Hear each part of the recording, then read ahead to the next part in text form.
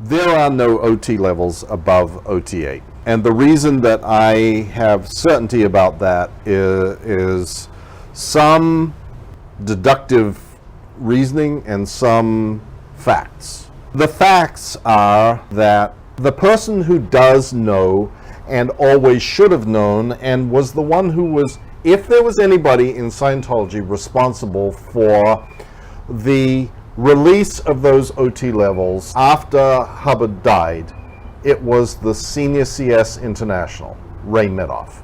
And Ray Mithoff was with L. Ron Hubbard just before he died and received whatever final instructions he had for what should be done now that he was moving off to Target 2.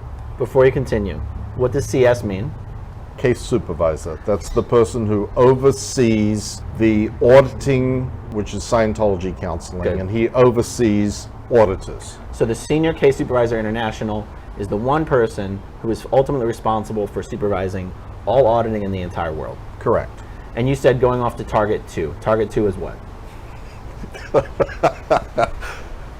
Target 2 is this concept that Hubbard came up with of, once we're done with handling planet Earth, we'll move on to Target 2, which is starting to confront dealing with the entire universe. And So Target 2 is basically just the second planet. or something akin to that. Something otherworldly. There you go. Somewhere other than Earth. Somewhere other than Earth. All of this is bullshit anyway, I so know, it doesn't really matter. But Ray Mithoff Yeah. is the person who was not only responsible for that function being performed of releasing these additional OT levels, he was also the person who had the last communications with L. Ron Hubbard about the subject. Verbally? Now, there were 4 people that were there. There was Pat Broca, Annie Broca, Sarge, and Ray. That was it. And Annie Broca's dead. Pat Broca hasn't spoken to anybody for 25 years. I'm going to get to Sarge's recounting of the events. And the most important of all, Ray. I have heard David Miscavige berating Ray Mithoff numerous times because Ray Mithoff, quote, can't remember what the OT levels are. That he forgot. I mean, half the Scientologists in the world watching this video just fainted. He can't remember. He's not sure if it's supposed to be this or he's not sure if it's supposed to be that. Can you believe this guy? He doesn't even know. This is Miscavige at Ray Mithoff. The story about how all of these materials were written up by Hubbard and they're all waiting and they're available for release once management has determined that they will be released. It's all horseshit. Because the second fact is that after L. Ron Hubbard died, Pat Broca went off, took himself away, and there was this power struggle between, it's a long story, but a power struggle between him and David Miscavige as to who was ultimately going to control Scientology in the wake of L. Ron Hubbard's departure. And Pat Broca had a leg up, which was he had been, at least some of the time, with Hubbard in his last years. And David Miscavige had never been with him. But David Miscavige was the relay point from Hubbard to all Scientology in the outside world. And so he had, and Miscavige had other things. He had all the lawyers, he had a lot of people that supported him, etc., etc.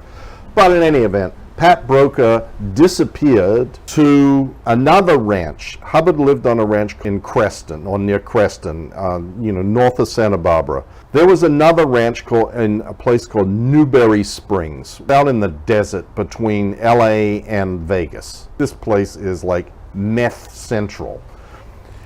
And there was this ranch out there, and there were some people that were there, including John Brousseau, as a matter of fact. John Brousseau was like the ranch hand out there. Hubbard was never there, but it was like a staging area.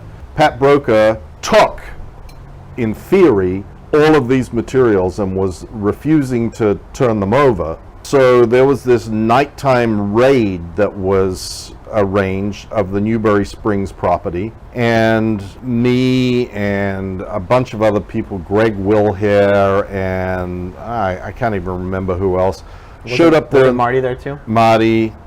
Was David Miscavige personally there too? Bill Dendu.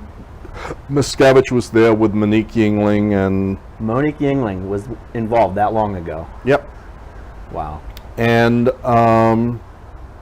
the place was, and you know, I was there, and there was like 6 PIs, and we had shotguns, and it was like literally a raid on this ranch, and everything was taken. Every piece of paper that was on there, all the file cabinets, the trucks that had been buried, literally, Pat Broca had, if he thought that security had been compromised, he had a bulldozer on the property, he dug a hole, and he drove the vehicle into the hole and covered it up with dirt. They were all pulled out of the ground, everything was taken. Everything was taken. The purpose of this raid was what? To get the materials. Because Pat's saying... Because Pat was saying they existed. He's saying, I've got them. I've got them. You can't have them. You can't have them. This is how I'm going to retain power. Exactly. Okay.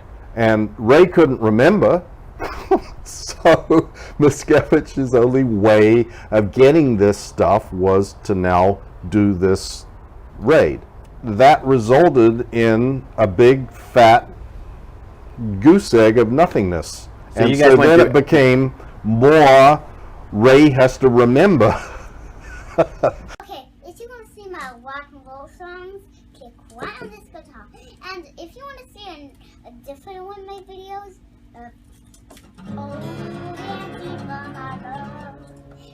then you could click right inside here. If you have subscribed or not, subscribe